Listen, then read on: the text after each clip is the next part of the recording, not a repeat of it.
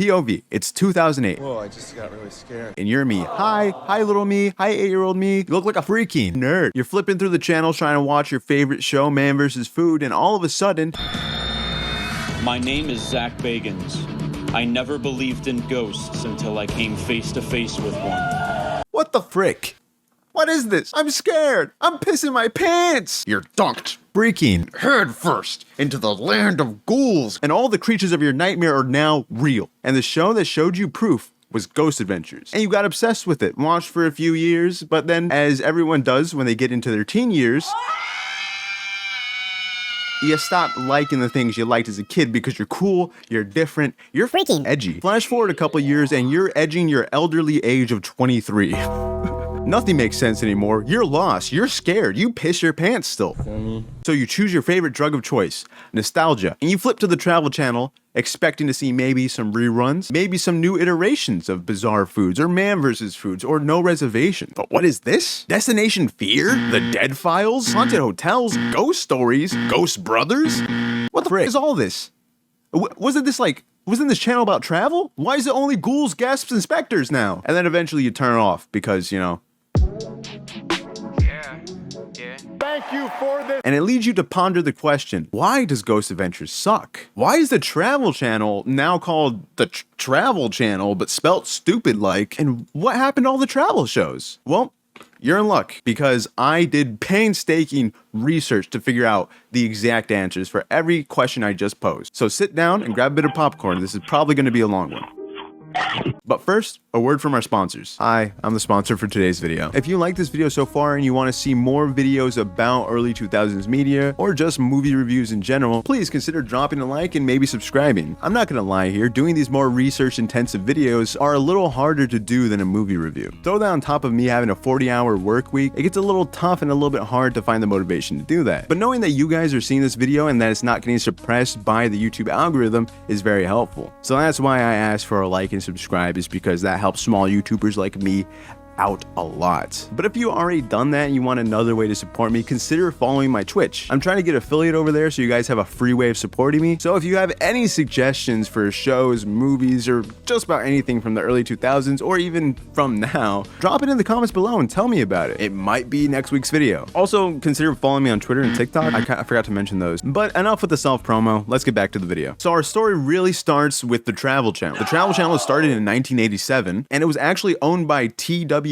Marketing, which is an airline-owned marketing company, which is fucking weird. Basically, the Travel Channel was just made to promote airline sales. Let's get that out of the way, right? The Travel Channel at no point in time was into making good content. No, these guys were in it for the money, and the money specifically. The Travel Channel was a spin-off of the Home Theater Network, and most of the original programming on the channel at this point was like filler content. So the Home Network would have like these little mini shows that would air in between the actual shows, and the Travel Channel consisted literally just of that in the beginning. Now, if you're a little bit younger than me, or even the same age as me, I'm 23 by the way, you might be asking, why was there ever a need for a travel channel outside of marketing purposes? Well, you have to remember, this is like the 80s, you know what I mean? So access to information was pretty tight. The only way you could find out about other countries was by reading books about them, right? And I don't know about you, I fucking hate reading books. Fuck books, dude. So like TV was basically just like legitimate YouTube. And that's kind of how the Travel Channel just was for the early bit of its lifetime. It was just travel content, it was filler content, mainly got play in hotel rooms, and it was chilling like that until the early 2000s, right? So we're gonna pause that story right there. We'll get back to it, I swear. Now let's set the stage about paranormal programming at the time. Before Ghost Adventures ever came out, spirituality and talking to ghosts wasn't really popular in mainstream. Like, we had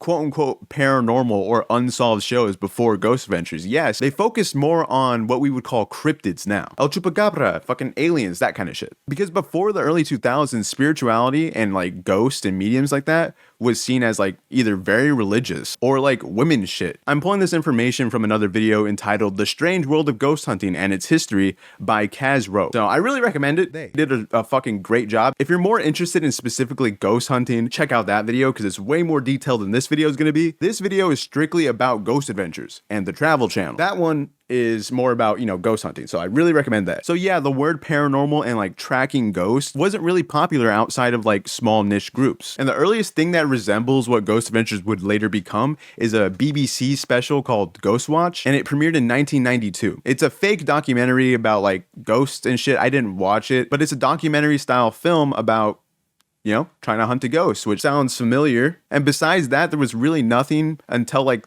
the early 2000s, when MTV made a show called Fear, which was a game show, not a documentary, but it did start positing the idea of ghost hunting and like talking to spirits as not a religion-based thing, and also kind of cool and a little bit edgy. It's a little daring, actually. 4 years after that, a show hits the Sci-Fi Network called Ghost Hunters, which if you were a Ghost Adventures fan at the time, you kept comparing these two. They were like neck and neck with each other. They were like the biggest ghost hunting shows. And I actually didn't even know that Ghost Hunters came out before Ghost Adventures, but the show did have a lot of success. And it started more interest in paranormal reality TV, as I'll call it. Even though Ghost Hunters wasn't really a reality show, it was much more of a documentary focused on like actual hunting ghosts. And it also was heavily science related, so it came off very dorky, not edgy, not cool. And after that, there might have been a few shows that slipped through my radar when I was doing research, but there wasn't really any ghost paranormal shows that were as big as Ghost Adventures until Ghost Adventures came out. Now that I set the stage about the world and channel that Ghost Adventures was started in, let's start talking about the founding of the Ghost Adventures crew, right? We got Zach. What the hell? Who's from Michigan. We got Aaron, who's from Oregon, and we got Nick, who's from Cali.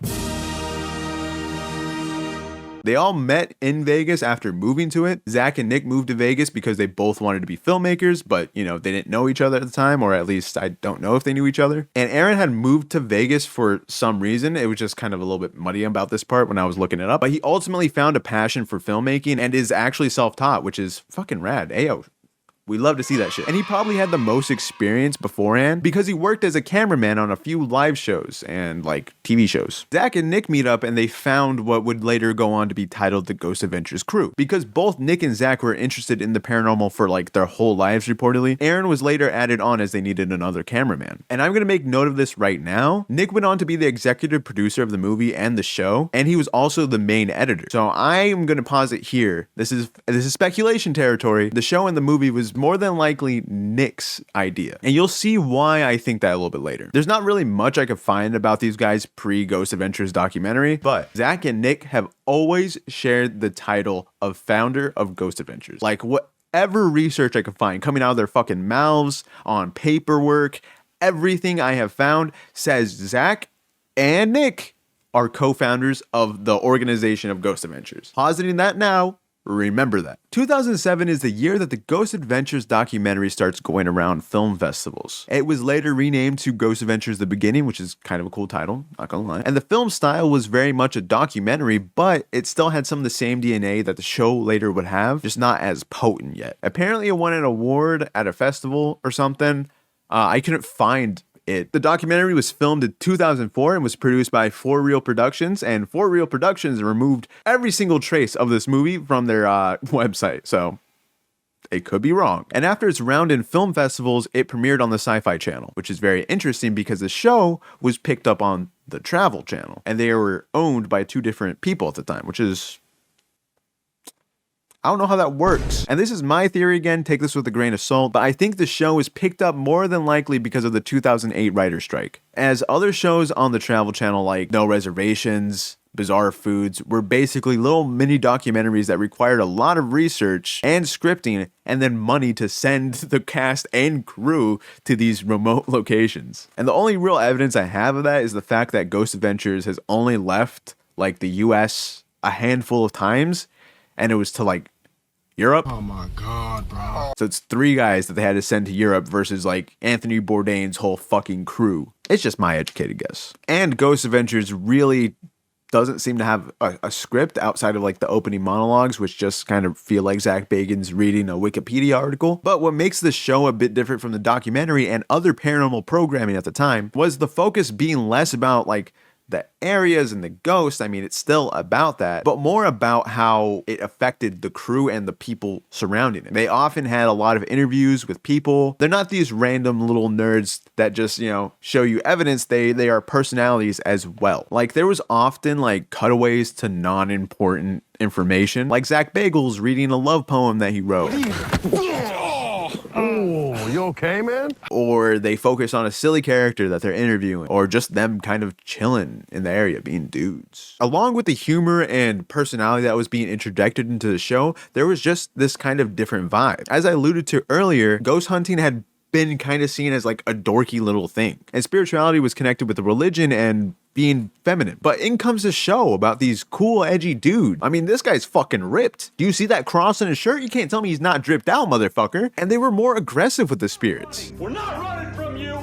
Do this! Come on, do it! Commanded them to talk to them, which got toned down later, I know, but still, at the time they did it. They often described ghost hunting in an oddly masked way. They're like, this is so dangerous, this is self-sacrifice. Demons could fucking get me and gobble me up. Which is like an oddly masculine way to like describe staying in a abandoned house with your buddies for like 6 hours. But like, to be fair, they're in an abandoned house. That is pretty dangerous. I'm not gonna downplay that. So along with the more punchy editing and louder personalities and this oddly masked way of describing ghost hunting and making it seem like edgy and cool, attracted a whole new audience. Because Zak Bagans was dressing like an emo guy, which is like completely normal. Fringe groups usually cross over because, when you're all outcasts, you can't really be picky. And Zak Bagans was doing that to great effect. I mean, goddamn, this dude was fucking ripped. After 2008, Ghost Adventures was seen as a huge fucking success. And after the first season of the show, we enter what I have deemed the golden era of the show. Seasons 2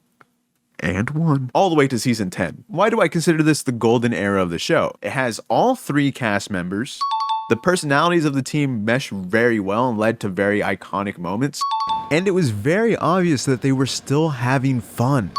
Zak being the aggressive leader and most broy of the team, he was very headstrong and would, get scratched up. Aaron was chill but easily scared, which led to a lot of funny moments with him being told to go into a place alone and he fucking panics and screams. And Nick was quiet and stoic, but he could also be aggressive. He was just kind of there in the background, you know what I mean? There was very little personal trauma among the team during this time. The show was getting flack for, being fake, and people were saying, hey, Zak, maybe it's a bad idea to make fun of ghosts and the way they fucking killed them. I want to apologize the first time I came here in 2004. Come and get me, Ghost. Look at him like you did, huh? I'm gonna admit I was a little out of line. General hater shit was happening at the time. So a year after Ghost Adventures airs its first season, the Scrap Network buys a majority stock in the Travel Channel, which basically means they control it. And if you don't know what Scrap Network is, think about like Food Network, HGTV. And with that buyout comes out a pretty big content shift. The Travel Channel only added more paranormal programming and Ghost Adventures spinoffs, like the Paranormal Challenge from 2011, which was a game show where 2 teams go head-to-head against each other to get evidence of the paranormal, and Zak hosts. Ghost Adventures Aftershocks in 2014, which was just Zak interviewing people from past episodes. Ghost Stories in 2009, Most Terrifying Places in America in 2009, The Dead Files, Paranormal Paparazzi, and Destination Fear, which you might want to remember because I'm going to bring it up later. And Zak Bagans was an executive producer on Destination Fear, so remember that. And to finally cement why I think this is the golden age of the show, here is some of the most iconic episodes that came out of this. We got Provanga Island. I mispronounced that. I'm so fucking sorry. We got the Linda Vista Hospital. Both of the episodes related to Bobby Mackey's came out during this time. That's where you get the clip of Zak Bagans with the scratch on his back. Fun fact. And also the Linda Vista Hospital is where you get the sound clip of Zak being like, if you wanted us, you got us. And then the Island of Dolls episode, which is like funny and silly and also kind of scary because there's dolls everywhere. What the fuck, dude? And during this era, all was pretty good. Until the post-groff era. Without much reason given, Nick Groff was not a part of the Ghost Adventures team in season 11. His moment in the intro was replaced with the 2 team members that they had added a little bit before, their names being Billy and Tolley, something like that. I don't fucking know. And as I said, at the time, there was no reason given. But during the filming of season 11 and maybe season 10, Nick has started his own spin-off called Paranormal Lockdown. And this show premiered on a rival network, actually, Destination America and TLC. So at the time, a lot of fans speculated that maybe he, like, you know, broke a contract or something. I did not get fired. That is false. I did not go behind anyone's back. My contract allowed me to produce other shows, just like the other host who I was working with, who produced several other shows. And there's also another theory thrown around that maybe he cheated on his wife and that's why he got kicked off, which was never confirmed by anybody ever. It was just a theory that fans came up with for some fucking reason, which is stupid. So during what I have labeled the post-groff era, the opinion of Nick Groff amongst the fans was like, fuck that guy. Because Zak Bagans started fucking subtweeting him, bro. Anyone out there who gets fired from a job for doing bad things can't use said job as a resume of achievements. Total deception, which is basically alluding to Groff using Ghost Adventures to start up his own show. I find this so funny because, like, who does Zach think he's talking to? You know what I mean? He's not just some fucking hire who hopped on the bandwagon and kept the style going. No, he fucking created the style. He created a show and lets you be the main character for it. So, like, if anyone is gonna be able to put that show on their resume, I think it's the guy who edited it. Anyway, that's my personal opinion. It's my personal opinion. And during the post-Groff era, there was a general shift in the show's tone, probably because he wasn't overseeing editing, and also probably due to some backlash that Zach got for the way he aggravated ghosts. I'm gonna admit I was a little out of line. And something to note about the Travel Channel, during the show's 11th season, the Travel Channel, now renamed to the Travel Channel but spelt stupidly, was fully purchased by Discovery. And they're still owned by Discovery, by the way. Discovery in the background for years had been picking up little channels. So like TLC, you know, Animal Planet, HGTV. They had been picking up all these kind of low-key dying channels and was throwing them under one big roof. And a few years later down the line, they started making a bigger push towards online streaming with Discovery Go, the Discovery app, and Discovery Plus. They renamed their streaming service 3 fucking times. Who do they think they are? HBO Max? Something that was also happening in the background during this time. In 2017, Zak Bagans officially opens his museum, which is very notable because just a year earlier, the show Ghost Adventures Artifacts, later renamed to Deadly Possessions, had started up. And that was basically an ad for Zak's museum. So Zach using the Ghost Adventures name to drive money towards his own little bank account.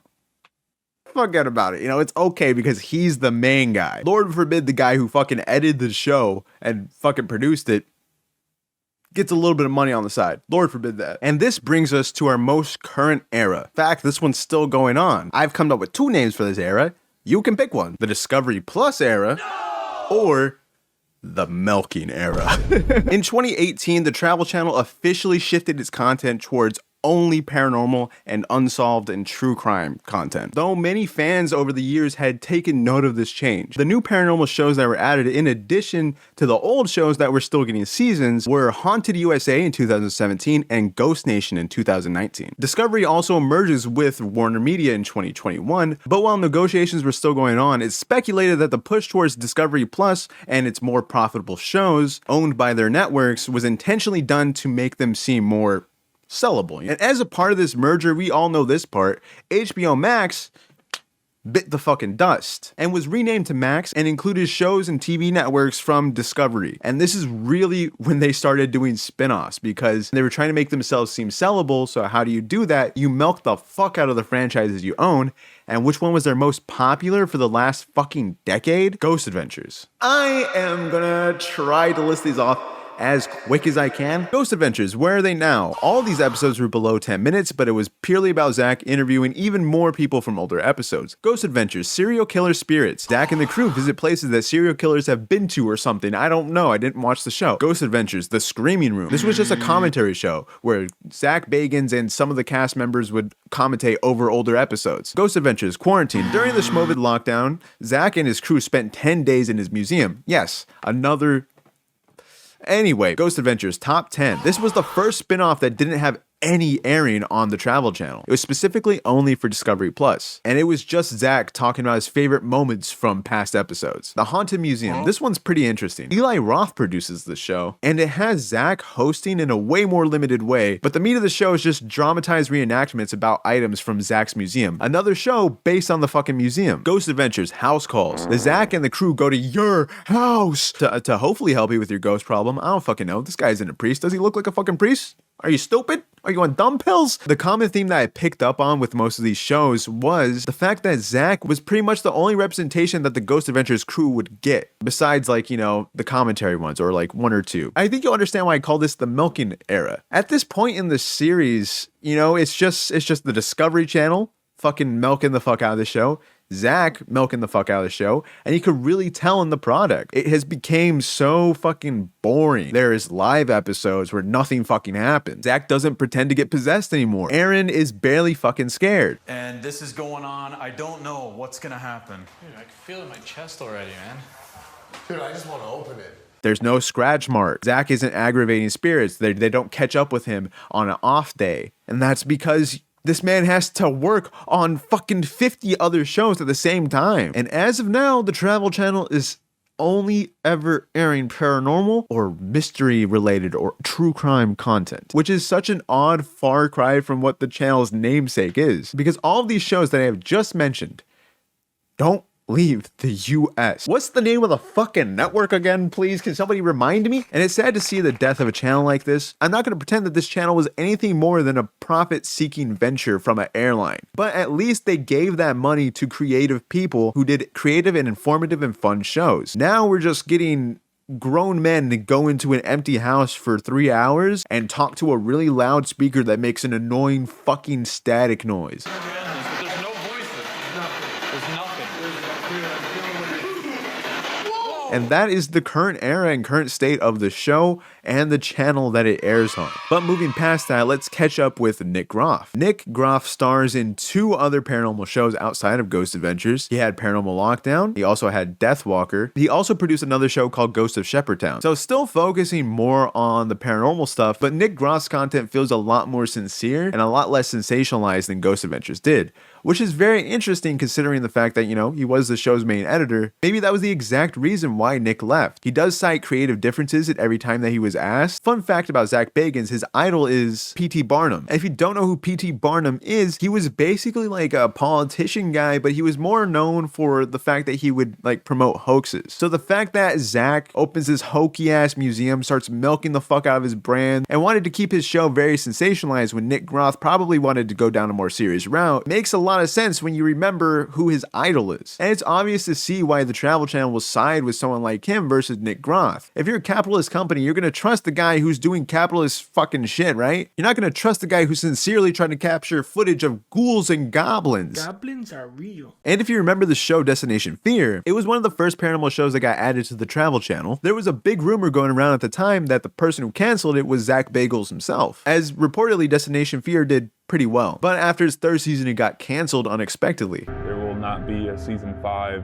and there is no more show.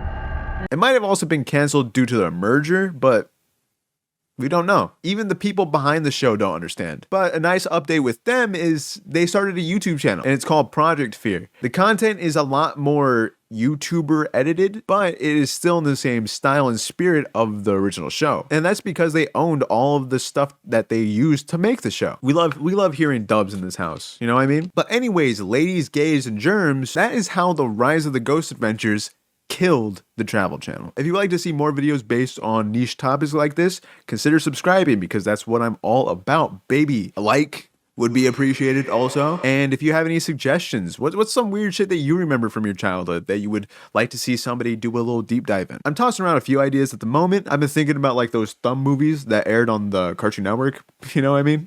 Hey guys, look at the screen. Ah! Yeah, I've been thinking about maybe covering a Scream movie. It's probably going to be Scream 4 if I end up doing it. Scream 4 is my favorite sequel, so I have some opinions on it because a lot of people don't like that movie. Also, how do we feel about the set deck? I didn't want to put Blu-rays up there, but I also don't own a lot of paranormal, like, horror movies. So I kind of just put movies that I like. Shout out Legally Blonde, Final Destination. Found this at a Goodwill. I love Final Destination. I actually might do a video about like either the first one or like the fifth one, because I really like the fifth one, because they're remaking them. So maybe that's on the docket, but we don't know. Anyway, hopefully you have a nice day. Bye. If I were you, I would go crazy,